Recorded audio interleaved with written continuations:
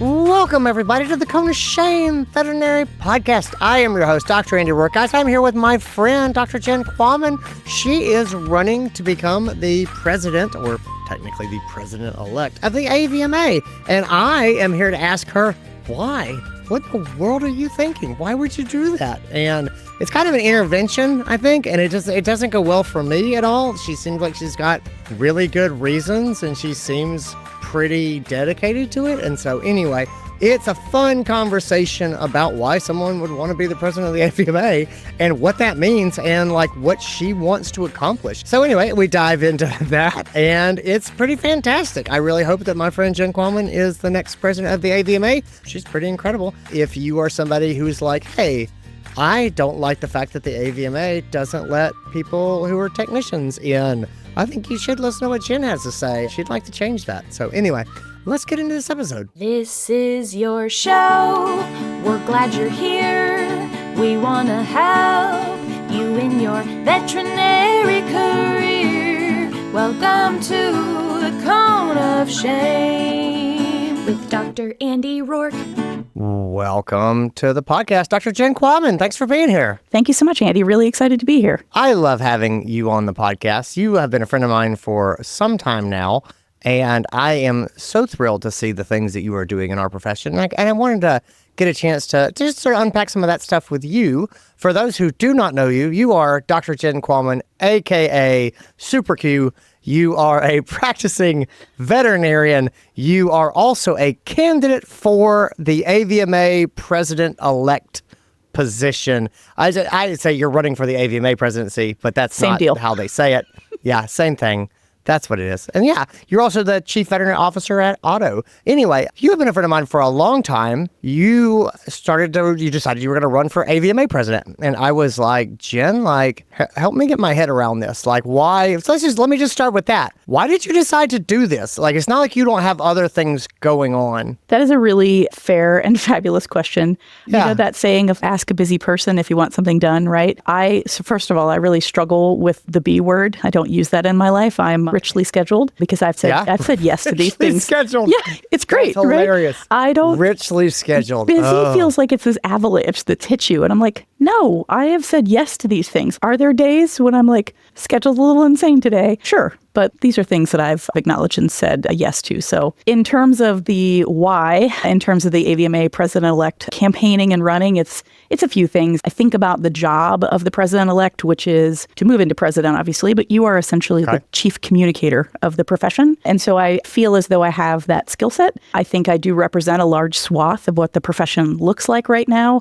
And I think I can speak as well as I'm able to for those that are not represented and really to help kind of bring together and have those conversations not only within the profession, but to the public at large. And so AVMA has a pretty big broadcast, within the U.S. and beyond. And so my hope is that I can be the sort of friendlier side of AVMA and bring a little bit of levity, but also some knowledge and some fun with what AVMA is up to, because I don't think people are always super aware. Yeah, I don't think fun and levity and AVMA are typically tied together as much as they could be. Agreed. So this is my tangent on that. If I can be the little aperture to just open up a little bit for people to see that AVMA, yes, there are traditions that are there, but I don't think we are the same as we were a decade ago. I don't think we're the same as we were 2 decades ago. I don't think we're where we'll be in a decade. And so if you've not looked in a little while, maybe look. There are different people here than there have been in the past. Well, there have been real trailblazers at AVMA. Like I was thinking, you and I were talking about sort of AVMA presidents gone by, and I remember Dr. Mary Beth Leininger was someone I really looked up to. And, she was the AVMA president, and I got invited to do this speaking job one time, and it was up in Michigan. It was this really swanky place, and they were having a conference gathering, cocktail sort of thing. And I didn't recognize that I was wildly underdressed compared to everyone else there until Mary Beth Leininger was like, Andy, you have to go back to your room. and put on a tie. And I was like, oh, really? And she was that person for me who, when I was just stumbling around, not paying attention to what was going on, she looked out for me. But yeah, we talked about Mabeth Leininger and we talked about Renee Carlson and people like that. Talk to me a little bit about let's talk a little bit about sort of history of AVMA presidency, because I knew that was a thing that you and I discussed as being something that was sort of inspiring for you as you were kind of considering whether or not you wanted to do this. Yeah, thank you for that opportunity to share. And Mary Beth is lovely. This is our first AVMA female president, right? This is pretty wild to sort of interact and meet someone, to me, that has so much history and depth with her station in this profession. And if you get a chance to meet her, as you say, she's really down to earth, easy to talk to, and she'll be like, great. By the way, you're not wearing the right thing. Yeah. I could totally see her doing that still today. Totally. Yeah, 100%. Yeah. And so for me, when I think about the history, like, this organization has been around a long time. We've got over 150 years of history, and we've had some changes over time. I think for me, still like wanting to acknowledge, all the depth of history we have of Mary Beth and Renee Carlson and Lori Teller and all those folks that are in those positions now and very recently as leaders, but also really acknowledging where we're going. And so I think about, Michael Bailey as well. We have our first African-American president of AVMA. Well, he's president-elect right now. Those are things I think that we can talk about and celebrate as, I think for me, as I'm leaning into this, and to kind of circle back to your question, is for me, there are moments when I'm like questioning my sanity of like, why am I doing this? But then because it's like, how do I even put myself in the same sentence as these folks? But also, I do think that there is a place for me, and there's a place for many others to think about where your voice could be. And so I'm honored to just be among those names. I want to stand on the shoulders of those giants that have been there before me and help to continue to elevate this profession. So that for me is me and why I'm sort of taking this position on now. If you've not had a chance to check out Dr. Leininger or Renee Carlson or even Sheila Allen, there's some really amazing leaders within the profession overall, but, obviously specifically within AVMA also. So when you start thinking about getting in with the AVMA, first of all, let me just say this. I think the hard thing with the AVMA now is, as you said, they're such a public body. And we live in this insane world where everyone is hyper connected and they can all just comment on whatever they want, everything you do. There's people who can just come and comment. And to me, there's definitely things that I am really grateful for to the AVMA. I think they've done a wonderful job of protecting the interests of veterinarians, at the state and federal levels, especially given the very limited resources they have compared to outside entities that would like to have their way with veterinary medicine as a profession. I think that they have done a really good job for us, and that has been wonderful. And also there's aspects of the AVMA that have driven me up the wall, and that I think a lot of people sort of struggle with. It seems like no matter what you do at the AVMA, you're going to have to hear about how it's terrible and it is. It's just like how terrible, how awful it is. Yep. I appreciate you wading into this. Yep. I think one of the things that I admire about you is it's so easy to shake our fist at the moon and go, everything is terrible and the world is burning down. And it takes a certain kind of person who goes, well, I'm going to go and run for an elected position to see if I can do something.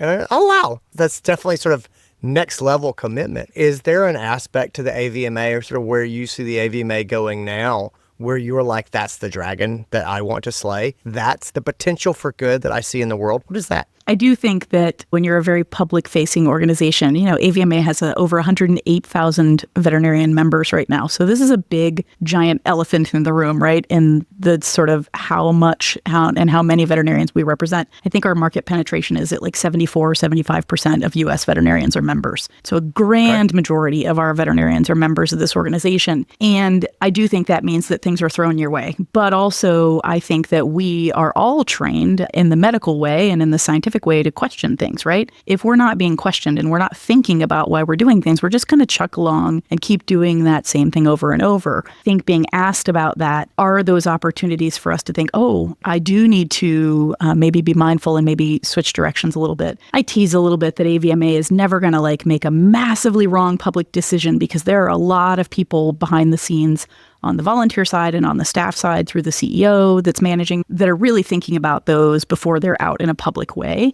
However, those decisions then come slowly, right? It takes a long time to get those decisions to be made. And for myself as an individual, that can be a little bit frustrating. It's not my personality, right? The sort of yin and the yang of my life is I'm the chief veterinary officer for a technology startup that we can spin something and have a major adjustment in 3 days, right? And be running down a different path. That is not the same with AVMA. However, my startup group can also go off on a path that's, well, we just blew a whole lot of money on something that we maybe didn't make the best decision. And so thinking about that feeds for me the two pieces of I want to see that bigger impact, which is, I think, where you can have that sort of ability to be that voice in the AVMA sense, but also I want to see some action. And so there's two pieces to that. For me, the president ultimately doesn't dictate the direction of the association, right? We have a board of directors, 16 people. The president is one of those individuals, but that entire board every single year is doing strategic planning and thinking about direction and working with the staff side of the organization of where are we heading. And every year, I would tell you there's probably 3 or 4 main things we're leading into. For me as an individual, I would love to see us think about, because this conversation has come to our House of Delegates before, but I would love to see us think about what does it look like to have a membership beyond only veterinarians within the AVMA. So for me, I think contemplating, do we include our CVPMs or do we include our credentialed technicians? The pushback is always, well, what about the liability insurance? And the bylaws say you have to be a veterinarian. Like, yes, there are pieces that we have to address to get there. But I think if that's the will of the House of Delegates and that's the will of the profession, that's the way the AVMA should go. Many of our state organizations include technicians as members. And so I think it's a little bit of a groundswell that could kind of lean that way. So that, if I were to say the one thing, at least in my perspective today, that's one thing I would love to have is one succinct collective voice across the veterinary team.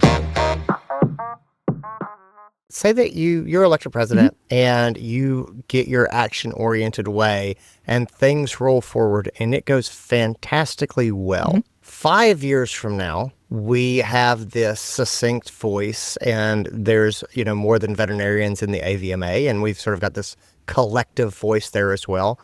What else has happened at the AVMA? What does a wildly successful AVMA 5 years from now look like? Fantastic question. There still can be some challenges because it's such a behemoth of an organization in two places. And they both relate to communications for me. And one of that is it can be a little bit siloed, right? It is because it's a big organization, like any big company, right? It is divided into different divisions. And so those divisions don't always see what each other is doing.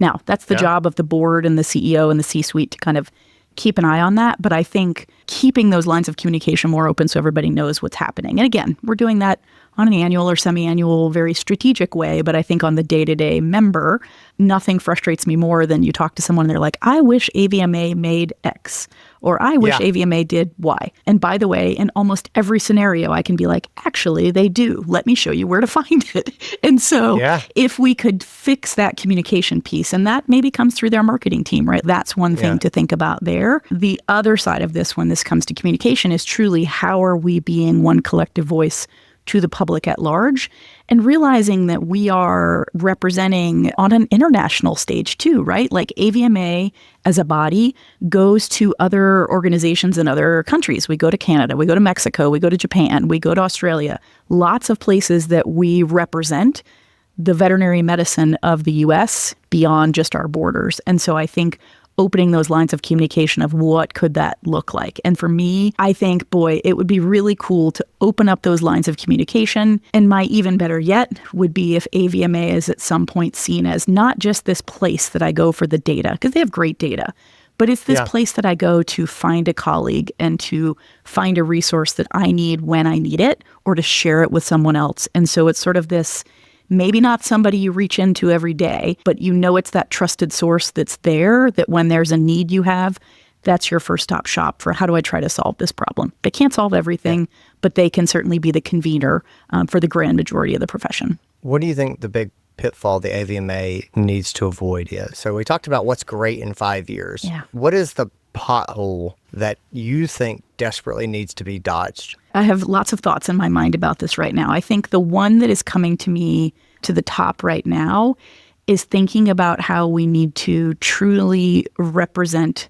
the profession at large.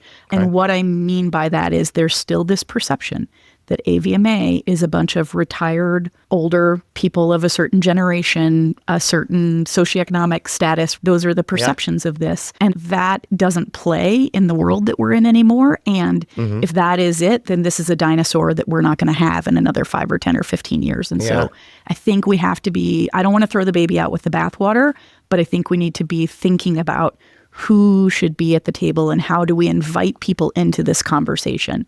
And so that, to me, I think is the pitfall of not just steaming ahead and not looking beyond. I don't know if that makes sense or resonates with you. I think that that's a good point. I hear that all the time is it's the good old boys club. It's the old white guys hanging out. And I go, well, look, it's the elected organization.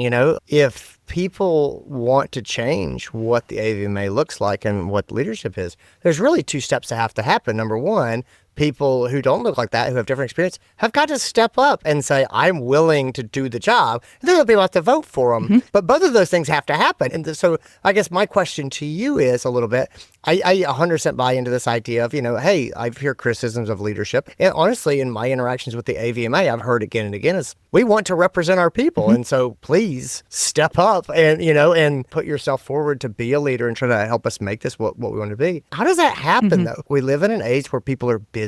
People are 2-income families, and we've got, veterinarians that sort of work as hard as they ever have before. And how do we motivate people to make sort of the commitment or to say, this is where I want to sort of put this time and energy? So you're stepping up and doing it. And one of the reasons I want to talk to you about that is I think it's interesting that you make time to do this and it's something that you want to do. I think, the way that you described yourself when we were talking earlier, sort of before the podcast is, you say you have a portfolio career. And I thought that was really interesting because I also have a portfolio career. It's where you have a number of different things that you kind of do and piece together into what you would technically call your job. But, when I look at that, I say, what are the steps that we need to take to start to engage the next generation of people to make them want to come and be a part of the AVMA and to sort of serve in that capacity? If I step back and say, what does it look like to get people engaged? I mean, I would acknowledge that there are hundreds of volunteers that help the AVMA run every single day. Yeah, there are dozens of councils and committees that people are serving on. And the one thing I will say is a little bit of a misstep, and again, it's a little bit of a rebranding piece for me, is someone hears, you have someone that hears, you can run for this position, it's a 3-year term. That feels pretty overwhelming. But if I could say to you, it's a 3-year commitment, but you're going to attend a board meeting or a council or committee meeting 1.5 days twice a year and maybe have some calls in between. Doesn't that feel more comfortable to say, how about 6 or 8 days out of your year, I'm going to need you to commit to this? That feels much more attainable to me than you're doing this for 3 to 6 years. You're in for a year. Yeah, exactly. Yeah, or 3 years or whatever. Yeah. So I think that is something that we're still struggling with is like, it's because you need some longevity and you need some knowledge base that comes with this, some of that institutional memory. But I think that can come faster than people realize. And I do think that there are voices in AVMA now from veterinary technicians. And on some of our councils, we have the most niche knowledgeable people. Did you know that there is a committee strictly focused on aquatic veterinary medicine? This is not my wheelhouse, but there are people, that is what they do, and they know the things. And so finding what that looks like, I think for me, the kind of, I don't know if we should say it's like the stepping stone, because it's not exactly, but it's the way in for a lot of people is through their state or their allied organization as well. Part of your state VMA and seeing what are these opportunities. So if you don't want to commit to that 3 to 5 year, maybe you can commit on the advocacy side to the Congressional Advocacy Network, and you're literally being asked to send a text or an email once a quarter. Those are the kind of things that I think we can all do, and they do add up when those voices are coming from tens of thousands of folks. For me, how do I do it? Well, it's strategic scheduling. Sometimes the schedule is a little bit of a Tetris game, but I've made the commitment. For me, it's important. I want to have my voice in where this profession is going.